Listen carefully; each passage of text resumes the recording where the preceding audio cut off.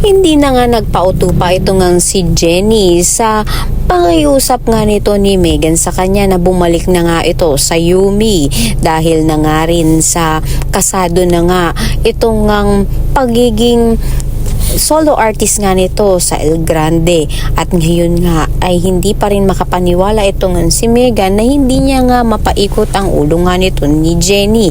Kaya naman ayon sa kanya at kanyang ina ay gagawa siya ng paraan upang sa gayon nga hindi nga maging sikat itong si Jennie at bumagsak nga muli ito. Siya nga ang gagawa ng paraan upang sa gayon nga ay mapalitan niya ulit itong si Jennie sa sunod-sunod nga na TV guesting nga nito at sa patuloy na pagsikat nito.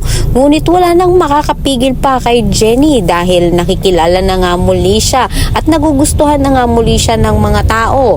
At ngayon nga na nagustuhan nga nito ni Freddy ang mga ginawang kanta nito ni Jennie ay sinisimulan na nga nilang pabilisin pa ang pag-produce ng mga ito.